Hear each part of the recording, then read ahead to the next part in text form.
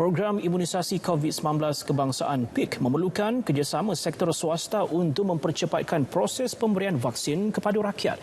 Di Negeri Sembilan, AMC Medical Clinic menjadi pusat pemberian vaksin PPV swasta pertama memberi perkhidmatan suntikan vaksin di negeri itu. Laporan Hana Adlin Nasution Ahmad. Mula beroperasi sebagai PPV hujung April lalu, AMC Medical Clinic salah satu daripada 8 projek perintis PIK sektor swasta di negara ini.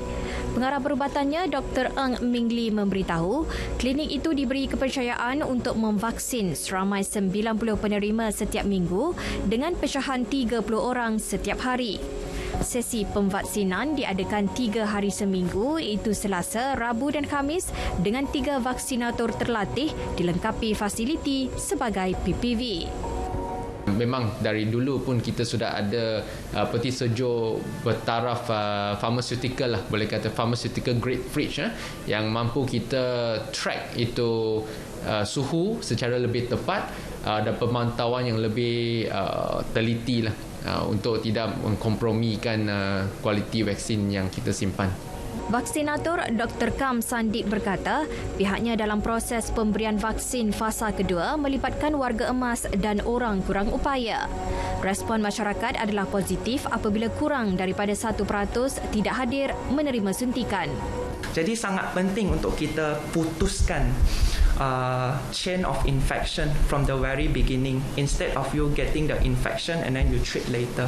Sebab itu sudah lambat dah. Beliau menyeru masyarakat mendapatkan vaksin dengan segera tanpa memilih jenama vaksin kerana fungsinya sama iaitu sebagai pelindung daripada jangkitan COVID-19. Orang ramai bagaimanapun dinasihatkan terus patuh SOP walaupun telah mendapat suntikan vaksin yang lengkap. I think all should come for the vaccine if they are offered because it's going to protect them and protect the community. According to my experience, it's nothing that just like taking another injection in the hospital. So far we are okay. There is no problem. Pusat pemberian vaksin PPV swasta berperanan membantu kerajaan bagi mempercepat fasa kedua program imunisasi COVID-19 kebangsaan.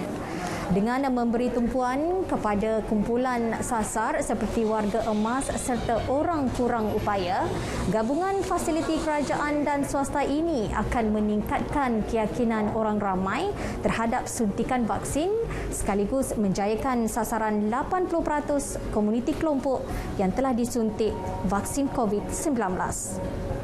Hana Adlin Nasution Ahmad, RTM.